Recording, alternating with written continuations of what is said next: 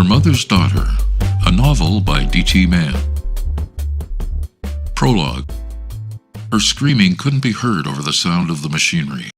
Her brother Larry and his friend Keith had turned on every machine in the garage, so her screams couldn't be heard outside their shop. They then sat there with sadistic smirks on their faces while her father beat her within an inch of her life. Larry sat waiting for his turn because, as always, dear old Dad would let him take over when he got too tired to keep going. Her screams were ear-piercing, and they continued, as did the slaps, kicks, and punches. The beatings were never-ending, but they would never kill her or put her in the hospital. Larry Feldman watched what was happening and thought to himself, "He isn't stupid, and he knows what he's doing.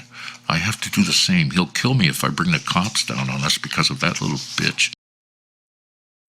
"Who do you think you are? You're nothing but a dirty little whore like your mother. If you think a daughter of mine is going to marry one of those snooty Brooks brothers, I'll see you dead first, you hear me? I'll kill you before I let that happen. You're already getting wet, and that's to Keith and nobody else." Carson Feldman laughed as he continued to slap his daughter. "Do you think those wimps scare us?" He stopped long enough to point over at Keith and her brother to emphasize who he was talking about. Then he turned back to her and grabbed her hair. Still yelling, he continued to attack her. "Why? Because they're tall and you think they're built?" He laughed again. "That's their downfall, you little whore. They aren't streetwise, especially around our kind. They wouldn't know how to fight us. Fuck, they're stupid, too. They couldn't even see that they were in the company of a slut." He laughed that disgusting laugh of his again. He didn't say anything for another few minutes. He was too busy grunting as he kept slamming his hands and fists into different parts of her face and body. It was obvious that he didn't care about leaving marks. "Oh God, Jessie, I love you. I hope you can feel how much I love you because I'm going to die today. You have to know how much I love you. Mommy, please, Mommy, help. I may see you soon. Please." Once she started to think of Jessie, it was like she was having an out-of-body experience. She couldn't feel the pain anymore. She knew the hits were still coming, but she couldn't feel anything. Once her dad noticed she was no longer screaming, he stopped. Larry was disappointed his father hadn't allowed him to take over the beating, not even for a few minutes. Larry had been salivating listening to Nick scream as his father beat on her. Larry was on such a high he didn't even notice that Keith had stood to join him in the fun of beating his sister. Finally, their father had yelled that he was stopping for now. They each got to have a good shot at her to tide them over till later. They laughed again. As the two of them each took a kick and a hit at the poor thing lying crippled and bloody on the floor, they turned to Carson Feldman for direction. He told them to leave her as she was because, in his words, where the fuck's she gonna go like that? They left her on the floor in the grease and the filth of the garage, not caring if she died but not expecting her to. Nicky could hear them as if they were in a tunnel, Larry begging his father to let him have a go at her a little longer, her father saying to wait and see what happens. If she didn't die, he could have her later. For now, they were going to leave her alone and go have a drink. If she was dead later when they returned, they'd dump her somewhere on a side street, make it look like she got mugged. She heard the three of them laugh at her expense, then go upstairs for their drink. "My God, even a drink comes before killing me. Goes to show you, Nick, where you stand in the priority line with your family. Maybe this time it's to my benefit, though. They think I'm passed out. So?" She kept telling herself she had to get up, and she couldn't lie there any longer or she would be dead. She kept hearing someone yelling at her. "Nicky, get out! Nick, get out! Sweetheart, you have to run, honey. Now, before they come back. Run, baby, run!" All Nicky kept hearing, over and over in her head. "Nick, get out! Nick, get out! And run, baby, run!" "Who's talking? Please help me! Where are you?" She was sure she could hear a voice, but nobody was helping her.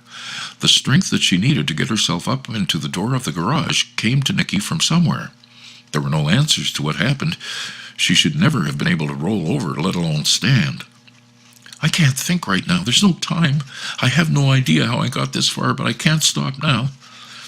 The doors to get out were always locked, but not now. What was going on? She was even able to get halfway down the street, and she wasn't seen. It was like the pain had been buried for a time, but how? "Now what, Nick? How do you find help? You have to find Jessie in safety." "Run, my baby girl, run for your life. Get away from here now and go to your man. He will take care of you and he will love you always. Get out, Nicky, go, now."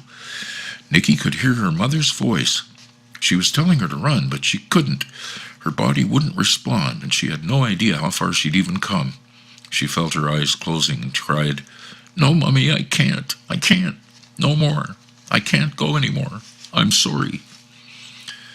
Nicky didn't know how long she'd been lying on that cold, wet ground. Then she felt herself being picked up and put into the back seat of a car. She didn't know who it was.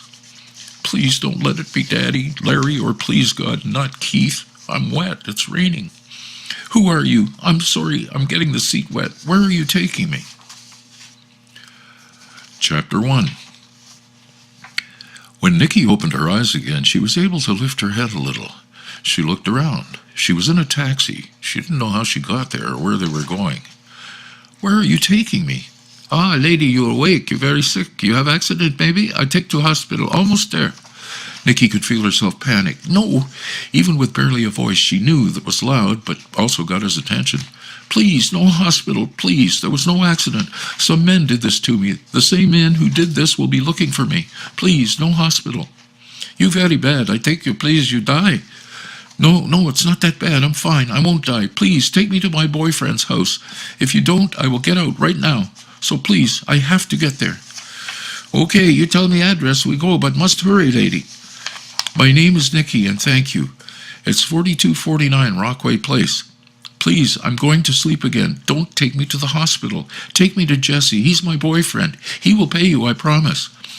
Yes, Lady Nicky, I take you there." There was no more conversation. Nicky had passed out again and trusted the driver to take her to Jesse.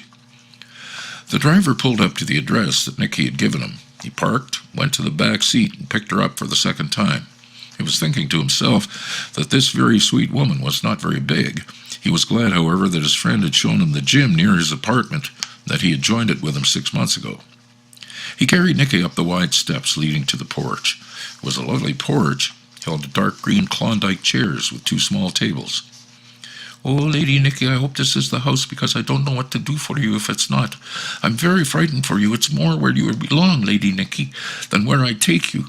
I'm afraid you still die. I don't see the doctor. If no one's here, you may die." Jesse was lying on his couch having a beer. It was his day off. Nicky was coming over, but didn't say at what time. He was going to ask her to move in with him when she got there.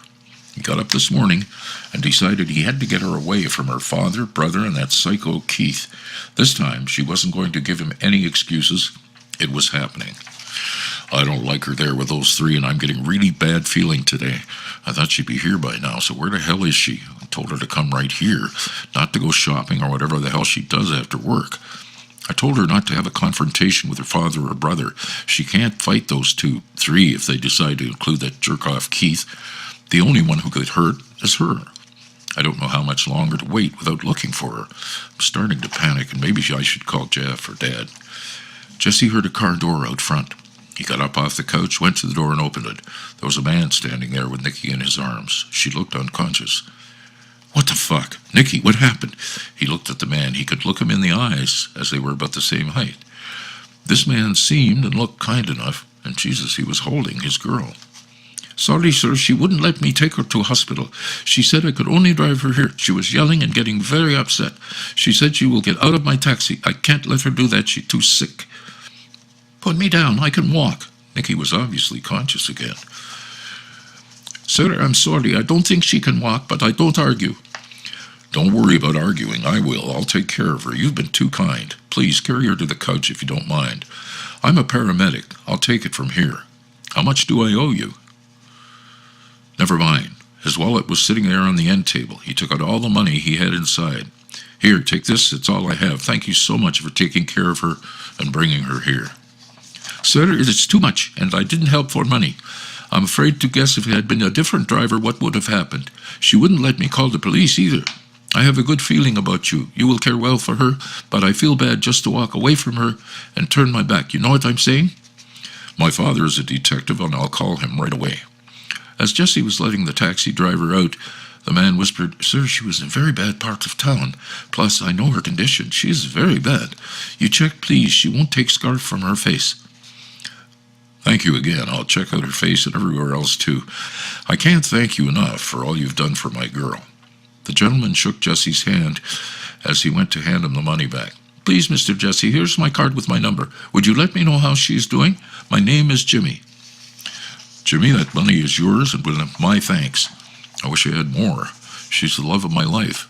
Of course, I'll let you know how she is. It'll probably be a couple of days, though, so don't worry if you don't hear from me right away. Jimmy, can I ask you one more favor?" "Of course, Mr. Jesse." "Please call me Jesse, not Mr. Jesse. Should anyone come asking questions about picking up a girl in that area, can you say you have no idea what they are talking about? The men who did this to her, they want to kill her." "You can trust me to say nothing, Jesse. Do not worry." "Do you have another card? Like I told you, my father's a detective and he may want to talk to you. His name is Frank Brooks. Please tell him whatever you saw and know." Jimmy reached into his pocket and handed Jesse another couple of cards.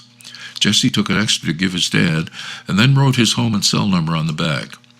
"Jimmy, I didn't write my name on it in case someone sees it. They'll be after me as well. I also wrote my dad's name and cell number. If you think of anything before he calls you, call me or him. Jimmy, you can call me anytime regarding Nikki." "That's her name? It's Nikki." Jimmy nodded, put the card in his wallet, and turned back to Nikki. "Get well, my friend." He didn't wait for a response. He was out the door and gone. Jesse locked the door, then walked back into the room towards Nikki. He never wanted to put her across his knee and spank her, and all the time he'd known her as much as he did right now. Why the hell didn't she come right here from work? When the hell is she going to start listening to me? I could spank that cute little ass so she can't sit. I'm so angry at her. We'll take care of that issue another time. Right now, I have to take care of this little love of mine. Jesse walked the rest of the way into the room and back to the couch. Of course, the little brat was no longer lying where Jimmy had put her. She was now sitting and waiting to start in on Jesse. "Nikki, do you have any idea what condition you're in? You can bloody well calm down right now. You're not in any condition to start talking about anything. What you have to do is let me look at you."